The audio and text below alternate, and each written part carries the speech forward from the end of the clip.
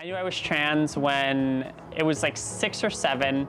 I always wanted long hair when I was younger. I always wanted to wear dresses and play with the girls, and obviously I was never allowed to. So I would say probably 7 is when I knew that I was trans. So.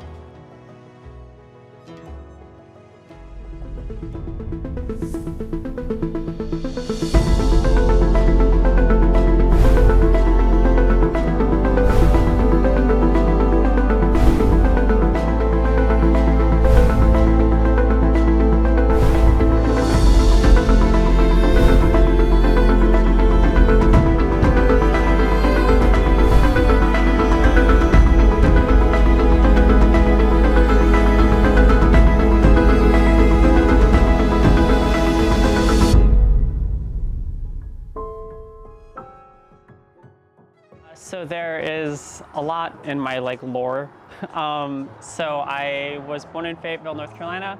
I lived there till I was 2, and then we moved to Wisconsin, where I lived till I was 10. Then moved to Texas, where I lived till I was 18. And then once I turned 18, I actually joined a touring band. So I moved all over the country constantly. I did that for 6 years of my life. I still do it now. I'm still a touring musician, which is exciting. But now I live in Seattle. So I knew that I was trans when I was 7. And so I kind of self-isolated, because when you grow up in a super religious family, you can't talk about that stuff. So I was I'm just gonna sit in my room and play music. So I learned how to play piano and guitar and a bunch of other stuff, just because it was a way to escape. So I'm much happier now than I ever was growing up, which to me is way more important. But yeah, I tried to come out to my dad when I was 13, and he had the typical dad response to that kind of thing. So I was okay, never again. And then I unintentionally spent the next 10 years of my life trying to appease him and do a bunch of stuff to be a man, and it doesn't work like that. My younger brother and my younger sister are actually super supportive, which is kind of weird, because my brother is super right-wing Republican, all of the things that you would never expect. But he's super supportive, calls me aunt to his kids, and I'm his sister, and it's super bizarre, but it's nice. Alice Manos, I asked her for a list of surgeons that she recommends, and Dr. Sajan was one of the people. And so I watched obviously all of his YouTube videos and Instagram and stuff, and he felt like the kind of person, just from viewing it, that he actually cares, and it's not just a, oh, I'm gonna do this just to do this kind of thing, which means a lot. So I am getting facial feminization surgery. So he's doing a hairline lowering, he is doing a orbital bone and brow bone removal, forehead contouring, cheek lift, lip lift, mandible contouring, chin contouring, and a trachea shave. So a lot, yeah. But I've always been so worried about it, because it's such a big surgery, and it's the kind of surgery where if something messes up, it's not the end of the world, but you have to have absolute confidence in the person that is about to cut your face open.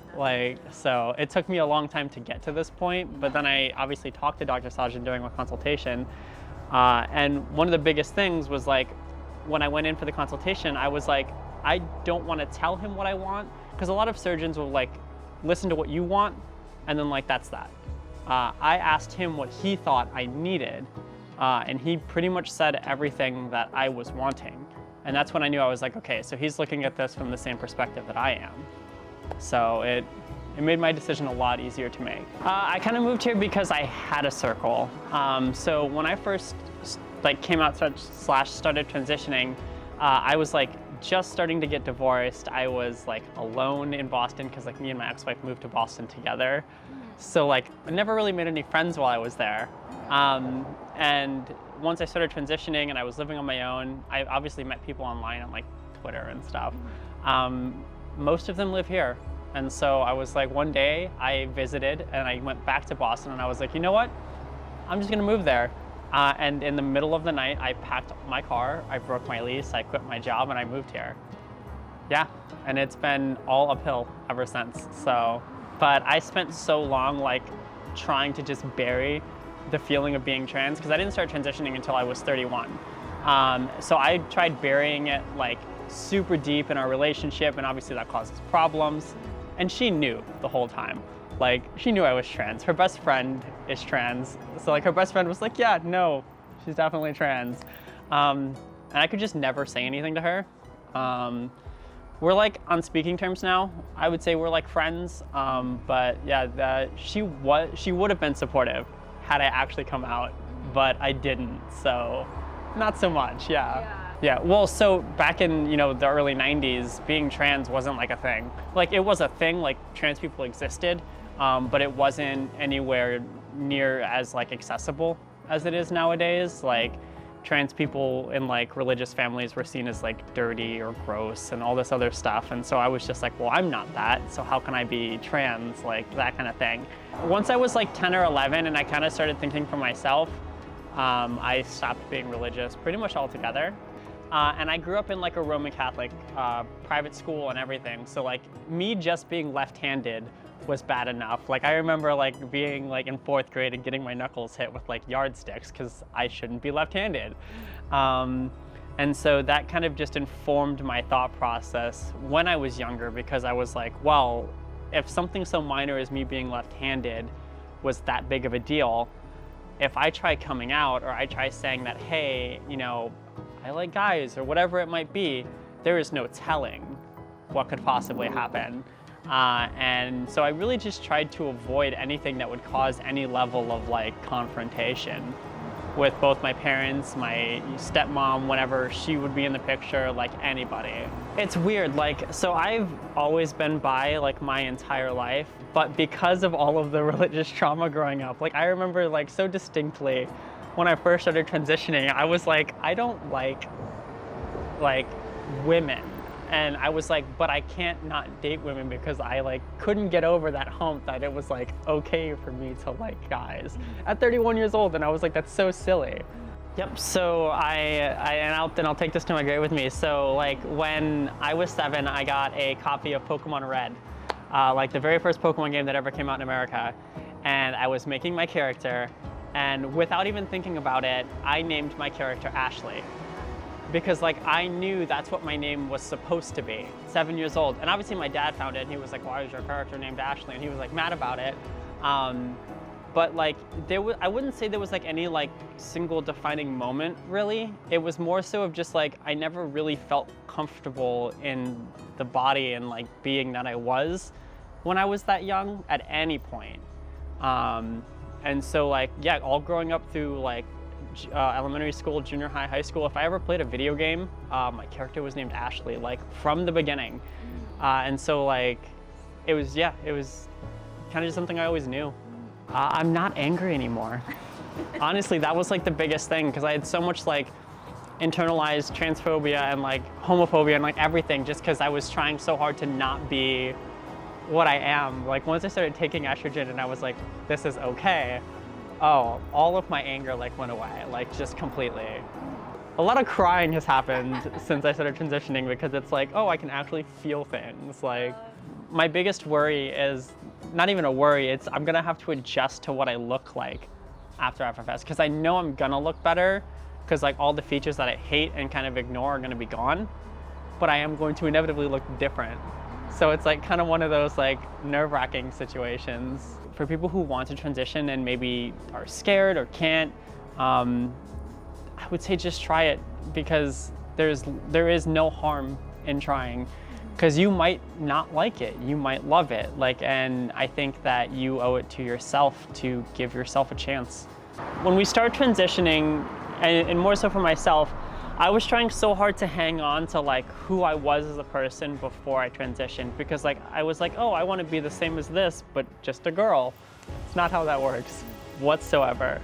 Like everything from like my wardrobe to how I interact with people to the jobs that I want to do has completely changed, because I'm now comfortable with myself, and that informs everything else in your life. So there were a lot of times where I was still, 6, 7, 8 months into my transition, and I would go to work in like boy mode, because it was just easier to do that than it was to like deal with snide remarks or shitty comments from people. So Because like, yes, I'm happy with what I look like, but I put in so much work and energy and time to just get to this point post-transition. Because like, if you guys saw like pre-transition pictures of me, you would be like, what the hell? And I really just want to be able to wake up and be like, wow, this is the person that I've been wanting to see for 30 years. And be able to be like, yeah, this is me. So I'm ready for this to like, just, I guess, let me be happy. So the goal today is to take all these different surgeries that we're doing to create one harmonious face. The face that the patient identifies with, a face that is affirming, a face that helps meet the goals, the vision of the patient. We're going to be moving bone, we're moving soft tissue, we're going to be changing anatomy, we're going to be creating a new physiology. And understanding how all of this works in harmony is what's going to be the tough part of today's surgery. Oftentimes when you move one unit of the face, the others change. You can't go back and keep moving things back and forth. You have to think about the face as one unit with everything that interacts with each other. So our goal today is going to be to take all those separate pieces, adjust them separately, however, have them act together in a way that is meaningful towards the patient and meets their goals and expectations. Is this case going to be easy? No. That's why so few people in the world do it. Single stage facial feminization. Let's do it.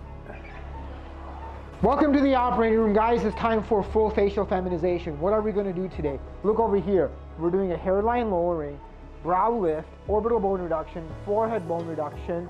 We're going to do a lip lift, jaw contouring, jaw breaking, jaw reshaping, tracheal shave. Let's do it. All right. This is our favorite team here.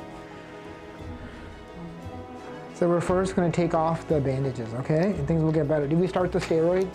We did. Oh, good. So that they help them immensely. Yeah, awesome. I'm going to take off the bandages, okay? And then we'll give you a new bandage to go home with. That'll be Velcro. Okay. Any questions before I do this? Excellent. Everything looks great, okay? So you're healing very, very well. We're going to see you on Thursday. The next appointment now is going to be on Thursday. And what we're going to do on Thursday is we're going to remove all of the staples and you have some sutures below your nose for the lip lift, okay? All right, friends, let's take a look. Our whole team is here today. Wow, you look amazing. Slowly healing in. Only day number 7 and the bruising is so much better. Looks good. Yeah, the hair is going to go through the scar beautifully when it's all settled. Incisions look great. They're going to heal beautifully, okay? Lots of blood. How was swallowing? Good. The first few days after we took the big bandage off, it was a little rough because I wasn't used to not having something pressing against it. So, but since then it's been great. Awesome. Oh wow, you're healing so fast. Looks really, really good. Pick up. I'm gonna try from this angle. There's one little suture there that's a little stuck. Yeah, give me a blade. Not in the slightest. We're just gonna gently release the suture. Just the knot is a little stuck. Do you want me to show No, I can see it perfect.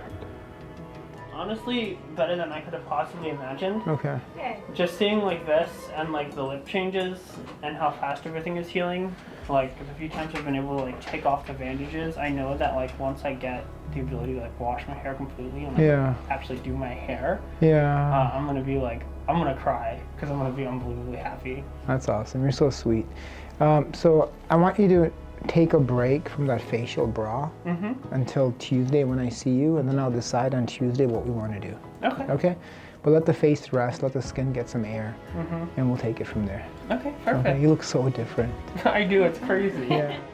Facial feminization surgery, does your phone recognize you? No, not in the slightest. Really? What did you notice? I tried to open my bank app the other day and it was just nope, not you. So I was oh god, because I don't know my password. Wow. So that's awesome.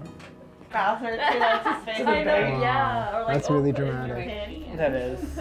Everything is so much like flatter. Yeah, flatter, more open, rounder, right? So when you're changing the face, right, you want to create round contours, soft contours, but you want certain areas you want to sharpen, like the cheeks. You want those to be sharper. We want the forehead to be straight. We don't want that curve. We want these basa or the eyebrow curves to be flat. So that's done. But let's look at our side by sides. Yeah, no, that's crazy. Yeah, see, I haven't seen that yet, so. so we can see how the jaw is different. The lip is so dramatic. Forehead, the eyes are more open. The brows are higher. The eyes being so open is still so weird to get used to. Yeah, you're such a beautiful woman. It's amazing. Thank you. Thank you. Thanks for your nice review you wrote too. It was very Of sweet course. of you. I wasn't I'm expecting it. super happy, so. Thank you. And we're gonna get you through the rest of the healing phase, okay? Yes. Day 1 to like 3 was super rough. I couldn't really see anything because my eyes were like swollen shut. And I could like barely eat. But ever since like, I think day 6 or 7, stuff has calmed down quite a bit. Like I can wash my hair every day now, which is really nice without like being in pain. I can eat pretty consistently, which is also nice. And I can also be awake. That's the nicest thing. It's like my body's not just like constantly tired of healing. So I've been able to have like full days, which is super nice. Right after surgery, I actually couldn't open my eyes for like 3 days. And it was just because I had such extensive like work done on the bones in my forehead that I was so swollen, and like my brow bones were done, and so like I couldn't look at myself if I wanted to. So I was just like sat in bed or laying in bed like eating applesauce through a straw and like blind, essentially. But then once I got my bandages removed and like all the swelling actually started happening or going down, there was moments where you're like, did I make the right decision? And then I think the biggest thing that a lot of people don't talk about is that once your new face like starts actually coming through, you're not used to looking at it. And so you start thinking like, did I make a mistake? Like, does this even look good? And I had a few of those moments where I was like, dang, did I do this right, or should I have done this? And then I'm glad that I had people around me that were like, shut up, like you're being dumb, like just give it time, because now I couldn't be happier. So I was doing makeup much more pre-FFS, and then I stopped like a few months beforehand because I was like, I'm gonna get this surgery. I'm not gonna know how to do this kind of makeup on my new face, and so I just stopped full out. And then post-FFS, I haven't felt a need to do makeup at all.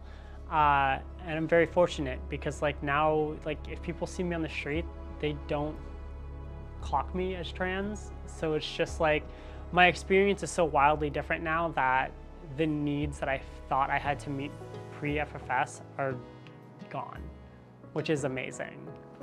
I was very much like, when I first started transitioning, I was like, I need this. Like, this is bad, I need to change this, and this. And I actually went to a different person for a consultation, and I was like 6 months into transition, and he was like, you need to wait. And I'm thankful that he told me that, because like, I hadn't even experienced all the changes that happen when you start estrogen and you start HRT, like your fat changes, like how your face sits, like with muscles and fat and all that changes dramatically. And then once I hit about 1.5 to 2 years, that's when I was like, okay, well, do I really need to do that at this point? And I almost always will recommend it now, because it makes such a massive difference and it's in all of the small things that I wasn't looking at pre-FFS that I do look at now, like my lips, that like make such a massive difference and make it worth it every day. That's one thing I'm really happy that Dr. Sargent didn't change, like, is he saw my nose and he was like, I am not touching that, it is perfect. And I was like, thank you. And then he did the lip lift and I was like, I'm so glad you didn't touch it. Post-transition, it's more unapologetic. And it's kind of just like, because I'm no longer like hiding who I was or who I am, Like, I'm no longer like worried about like fitting into this box musically like I used to be.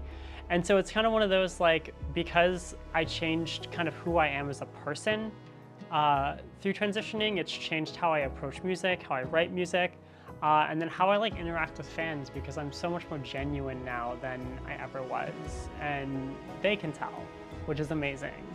When I was doing research, just like as I transitioned and pre-transition, there isn't a lot of readily available content for stuff that people to digest.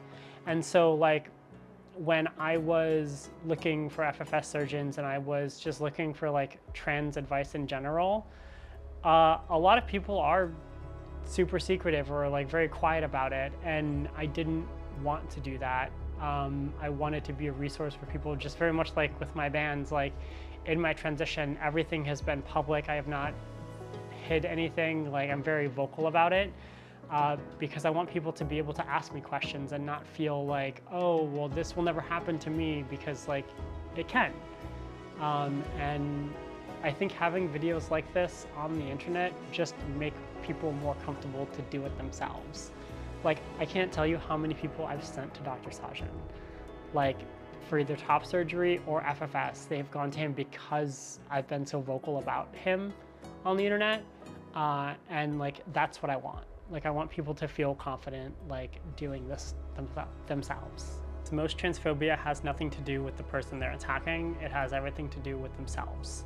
And I say that because pre-transition, I was very transphobic, just because of how I was raised. Even though I knew I was trans, I hated myself so much that I put that hate on other people. And that's where a lot of hate and like transphobia and homophobia and racism comes from. It's not so much an outwardly hate for that person, but it's a hate for yourself that you put on other people. And when I experience people like that, I genuinely, more often than not, tell them to like, hey, maybe you have some introspection to do. Not so much because I want to change their mind, but people would be surprised like how much of like our external hate is internalized self-hatred of some kind. And ironically enough, a lot of those people who are transphobic and homophobic are either trans or gay or lesbian themselves, and just can't accept that about themselves because it's difficult, like it's incredibly hard. And even just acknowledging that that is why you feel that way often changes the way people view things. Trans women try really hard to distance ourselves from who we were pre-transition, a lot of us being cis men, well, all of us being cis men. And so like when we transition, it's getting as far away from that as possible. And that, I think, sinks into who you date. And like, because they'll say they're attracted to them and they just won't date them, but I'm just like, unfortunately, that's not me. I just like, I date them. So I don't know. It's interesting to see like how people go through that like journey of like figuring out who they want to date after they transition. Now I laugh because like, no offense, but look at me. And like, I know that's a very privileged thing to say, but like, we're at the day and age where like, if you're still transphobic, there's just something not connecting in your brain, and I'm not gonna argue with you over it. Like, believe what you want to believe, but like, let people be happy kind of thing. Early transition though, I was very combative about it. But I think it's because I was so insecure with myself that I felt the need to be combative. And now I'm just like, cool, like, whatever you say.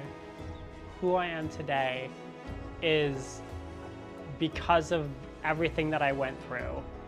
And I don't know if I would be this person if I transitioned earlier.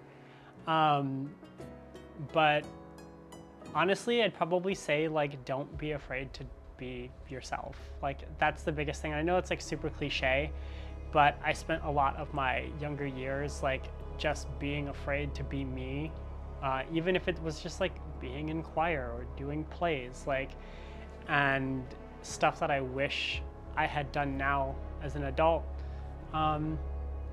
That's actually something I struggled with a lot transitioning, and I know that's because we have like a very patriarchal view on like what is feminine.